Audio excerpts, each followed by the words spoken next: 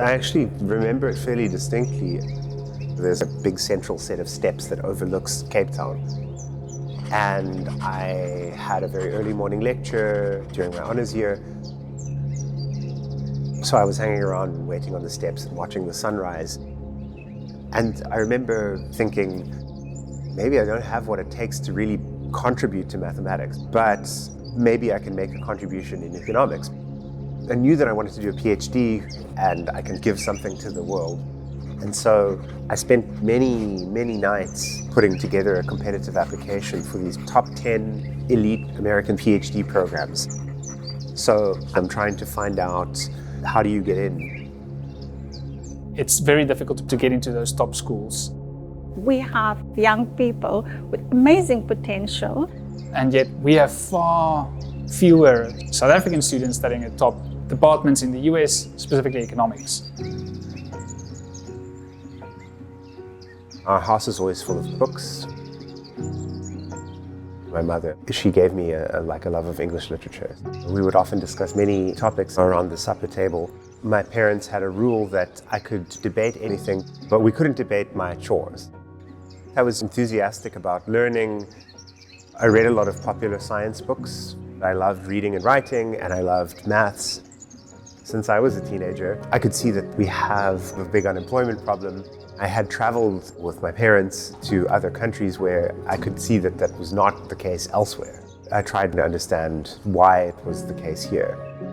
And so I ended up writing about how to industrialize South Africa for the school newspaper. When I finished matric, I thought financial journalist. That looked like a good future. But I ended up to enroll for a science degree. I majored in maths and statistics. I liked it, I just felt it wasn't fast enough. And so I ended up taking second year economics courses during the summer of my first year, and eventually honors courses during my third year. You get a feeling that you're developing this toolbox of interesting tricks that you can apply to different problems in the world.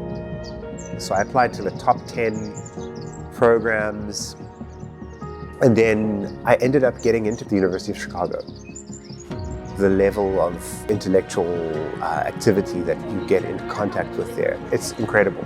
You start to understand what are important problems. I could really experiment with new data, new methods. You get exposure to different economic thinking. Your ability to connect with research group that's top in the world, and that was attractive for me. You get exposed to the top international researchers, people who've won Nobel Prizes. You are constantly in conversation with Nobel Prize winners.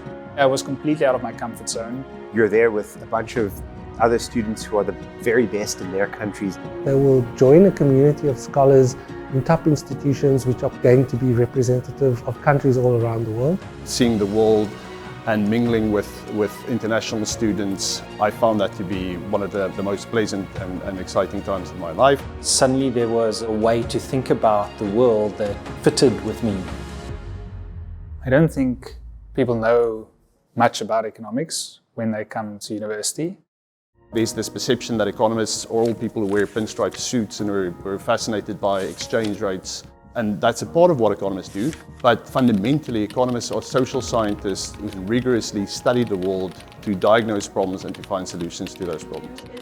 Economists are good at working with data, but that's not a unique skill set. The thing that's unique about economics is that we have a set of theories and ways of thinking about people's motivations and how different market actors interact.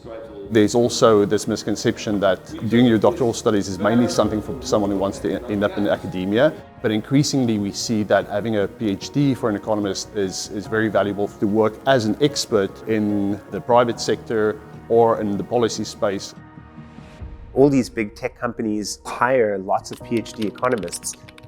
The AI teams, many of them have more than one economist in the team. It's the PhD in economics that has become a prerequisite to work in institutions like the World Bank and the IMF and the United Nations.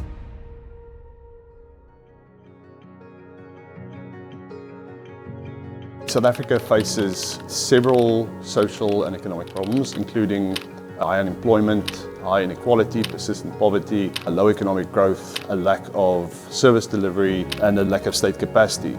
And economists can be incredibly helpful in bringing real, solid research into that conversation. But sadly, there are not enough students that actually tackle those really pivotal questions. And that's why we're doing this pipeline project. To get more students into the top economics departments in the world, where they would ask really important questions about what makes societies prosper and thrive.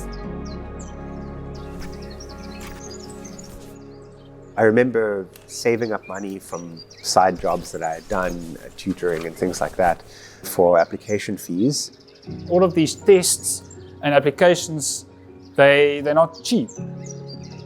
So the South African Economics Pipeline Project will pay 200,000 Rand as a bursary per year per student. We also would cover other fees associated with getting into the top schools. In the Pipeline Project, we offer the typical honors and masters courses. We have dedicated mentors, one internal member and then one external member would be an international scholar.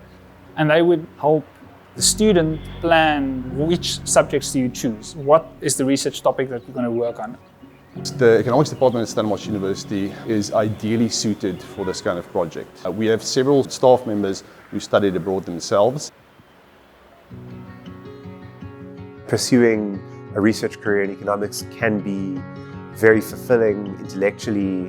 A PhD in economics means you can go anywhere in the world. It is a global gateway degree. There's so much need for thorough research that can inform policy making. Gives you a rigor in thinking about the world. You can have real impact either in the business world or in the policy world. I mean, it doesn't pay badly either. It's never been a better time to be an economics postgraduate student. You've got much more data than you had before. If you're a student that has the intellectual curiosity, that is ambitious, this is exactly the place for you. If you are someone who's interested in the social sciences and you've got a decent quantitative background, then it might end up being a very fulfilling path for you.